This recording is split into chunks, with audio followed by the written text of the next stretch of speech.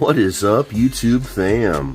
See, before we get into this story time at Top Loaded Inc., I do need to do a brief shout out to my boys at the Cash and Dad Packbusters.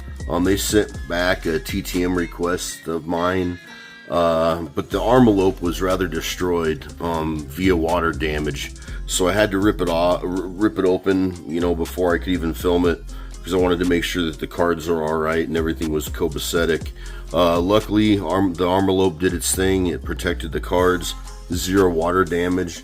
I'm sure it helped a lot that the cards were penny sleeved and top loaded in cards or in card savers.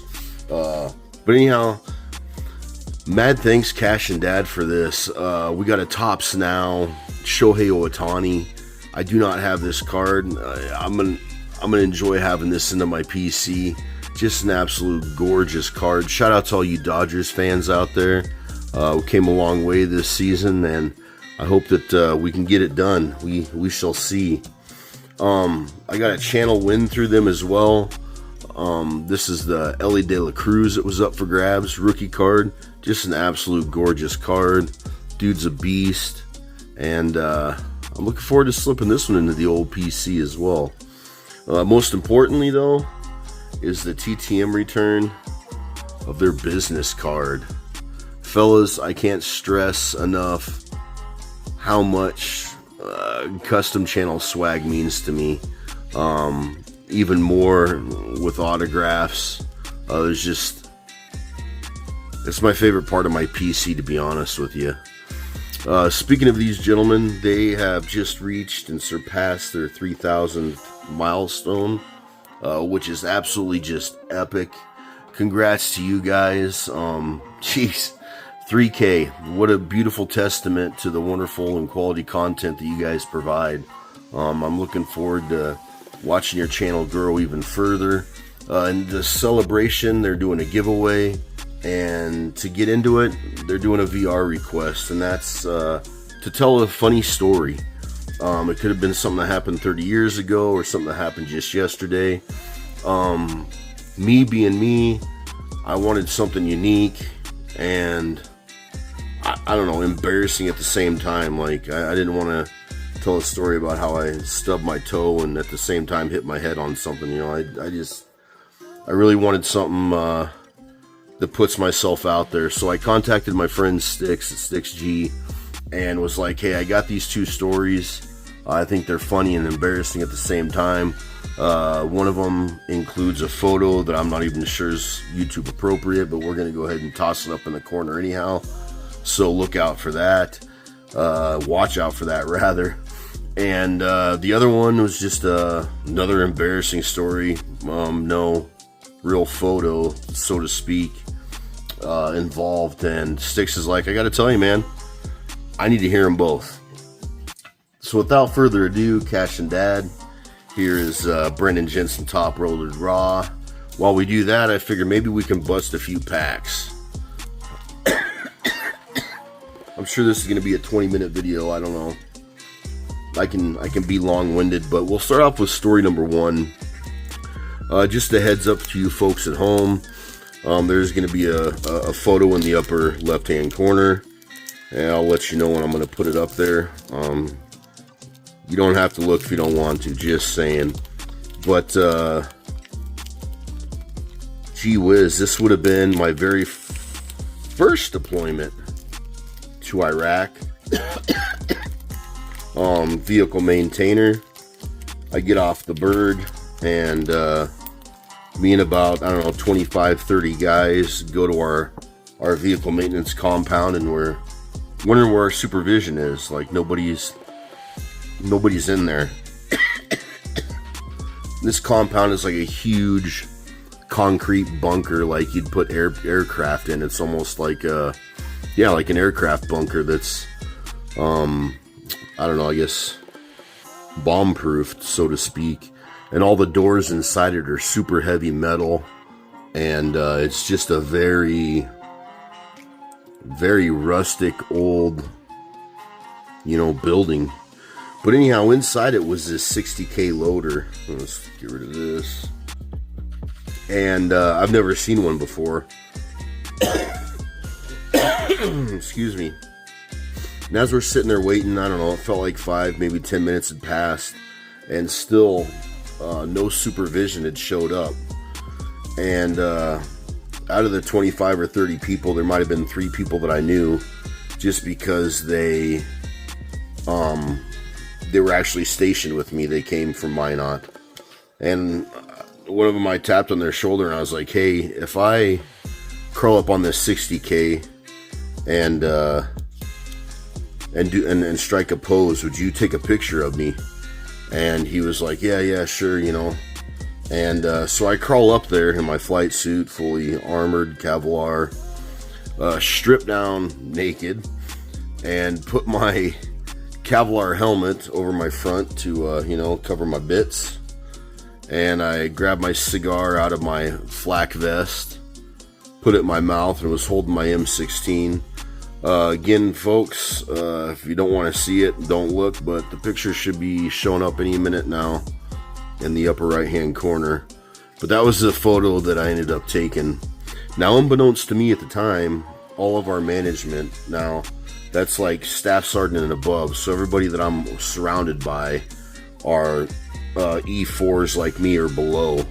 So there was no actual true management like right there at the time.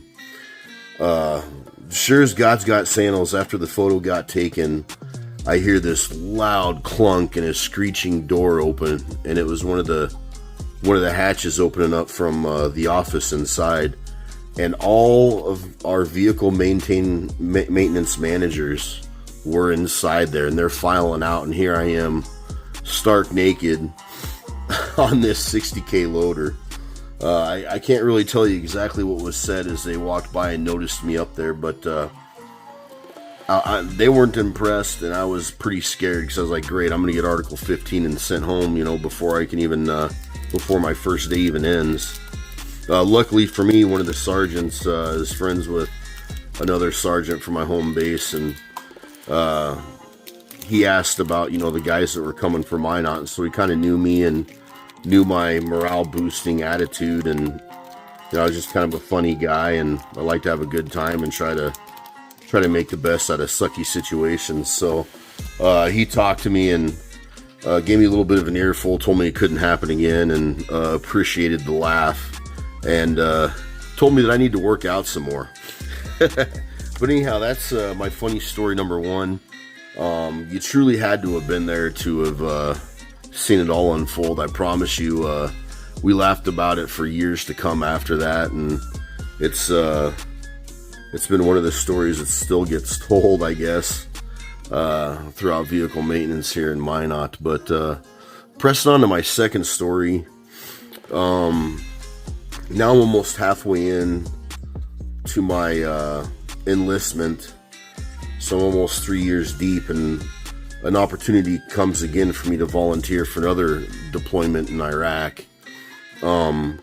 Just before that, we were chilling at the Humvees, drinking coffee and listening to the radio and just talking before we started our day, and this Viagra commercial comes on and over the radio, and my civilian trainer was like, hey, I sure could use some of that, just kind of jokingly. And me being the guy that I was just like, well, I bet you I can get you some by the end of the day. And he's like, no way. And so a bet ended up deriving from that simple statement, and it was that if I was able to go to medical and get issued Viagra, Dean would owe me $50, but he'd also get half the bottle of Viagra. And if I was unable to do it, complete that task, that I would end up owing this guy, Dean, my trainer, I'd end up owing him $50. So the bet was made, promises were made, hands were shaking. So I went up to my supervisor, told him I was feeling kind of sick, needed to go to medical. And of course, this again was at the beginning of the day. So when I called in, they had an opening for me, and I was able to get in. Getting in was rough because the receptionist asked why I was there, even though I'm sure it was written down why I was there. But I didn't want to tell her because I was embarrassed, because again, it's a woman now that I'm talking to. Mind you, I'm like 20-ish years old, maybe 21 to 22, I can't remember at the time. But anyhow, finally I had to tell her, that I needed to consult my doctor to see if Viagra was right for me. And so she pointed me to the office that I needed to go to, and I sat down, and the first doctor came in, and he asked me a whole bunch of embarrassing questions. Was wondering how I felt about work, if it was super stressful, describe my normal day. And of course, I loved my job. I was pretty much the first one in, and I was dang near the last one out every day. And I just let him know that, I was like, work is great. I absolutely love it. He was like, well, on a scale of 1 to 10, how attractive are you to your wife? And I'm like, man, on a scale of 1 to 10, she's a 32, dude. And he was like, okay, so it's not that. And he just kept poking and prodding, asking questions, and acting a little slightly confused. Anyhow, he stepped out, and another doctor came in, and it was a woman. Pretty much asked me a lot of the same questions. She ended up stepping out, and I believe I saw another doctor after that, same ordeal. And then my original doctor came back in, and after a little bit of some discussion, he was like, well, I think I got your fix. And he writes something down on his prescription pad, folds it up and hands it to me, and I walk out the door. So naturally now I'm headed to the pharmacy there in the medical to pick up what I believed was, my prescription for Viagra. I just won the bet. I was standing kind of tall and walking with a little gant. And I get there and I'm like, hey, Ehrman Jensen, I'm here to pick up my prescription. And she couldn't find me in the computer. She's like, I can't find you anywhere. I don't know what I'm supposed to give you. And the whole time I was nervous, I forgot that I had, what I thought was a script in my hand, and I could have just gave her the piece of paper. But I don't know, it felt like 10 minutes, so it was probably only like 3 or 4 minutes.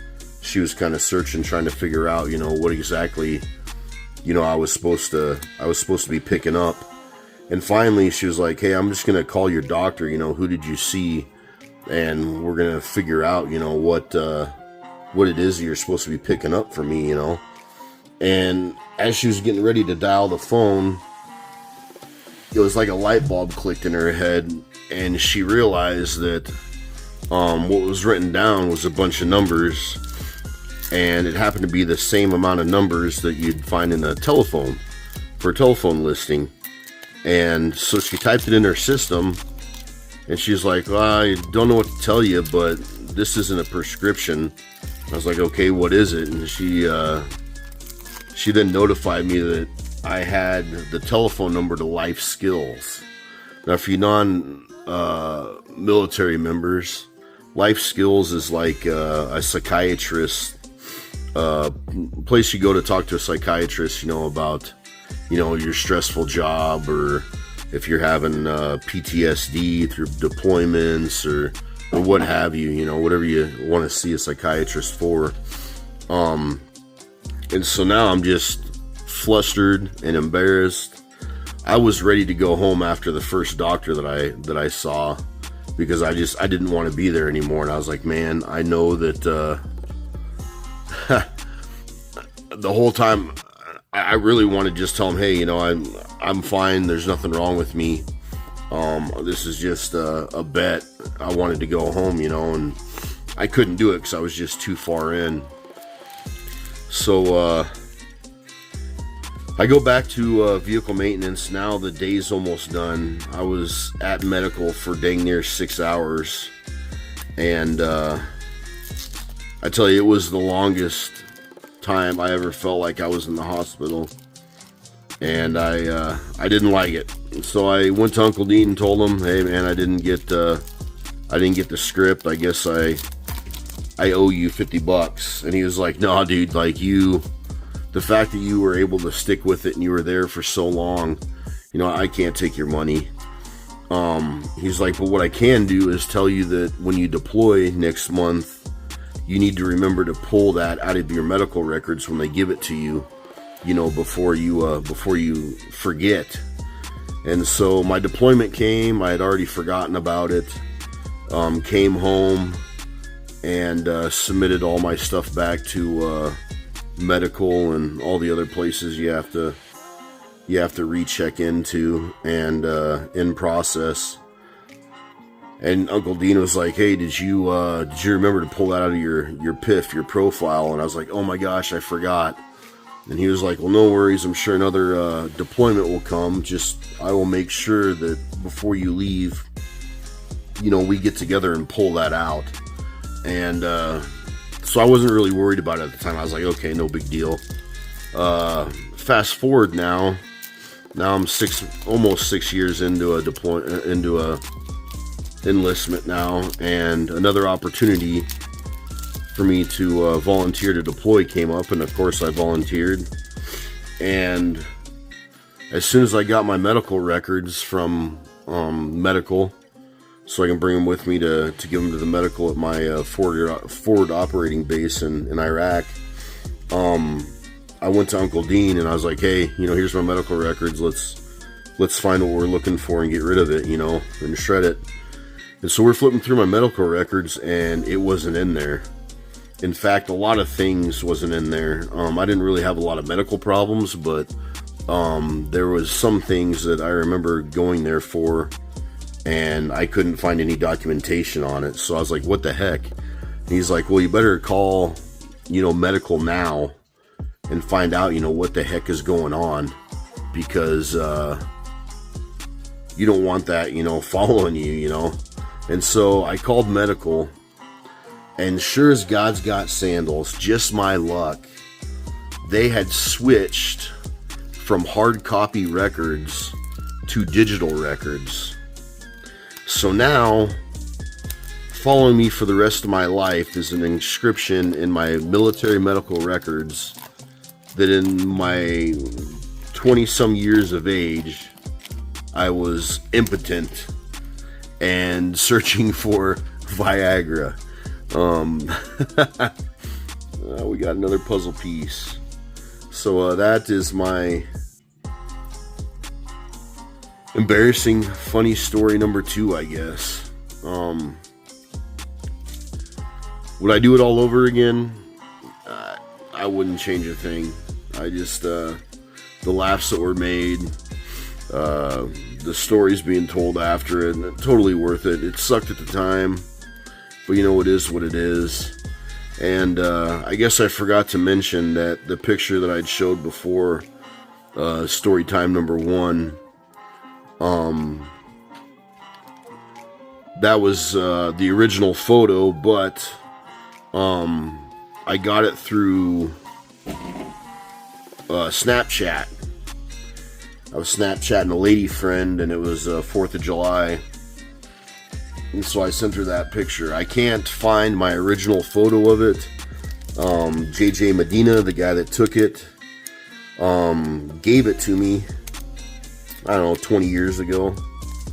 And I have no idea where it is. So I'm going to have to go through my photos and see if I can at least find that original copy, so I know exactly where it is. But Cash and Dad, I can't thank you enough for the opportunity.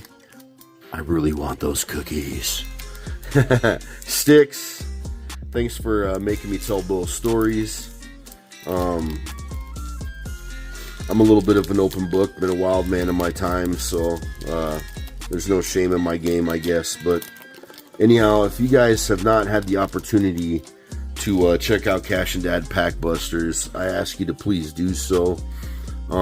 Great father-son combo. Their dog Jax is always in the mix, so you get to see him and what's going on with his world.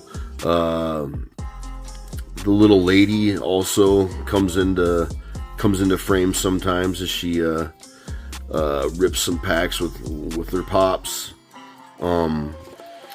I don't know, it's just a very wholesome channel. They do everything from ripping packs to doing VRs, to giveaways, giveaway win videos. You're going to find a lot of extracurricular videos as well, which is cool, like cooking, jamming out. He plays wicked guitar, has a great voice, so you get to see that. They truly do have a little bit of everything for a little bit of everyone. So again, I can't thank you enough, Cash and Dad, for putting this VR on. It's kind of fun just to listen to everybody's stories, and also, I don't know, it's kind of fun just to kind of throw yourself out there and tell a little something about you that, you know, nobody probably would have ever known or thought. Last Pack Magic, another checklist for Bud Stoney. Holy cow, 20-minute video. I called it. Little winded. I wish I could have been a little bit more of a better delivery and told the story better, because I promise you it was a pretty freaking embarrassing but funny time in my life, and I will always carry that with me. But all that's left to say, folks, is to keep those corners sharp, your penny sleeves at the ready, and as always, get out there and rip some fire. Let's go!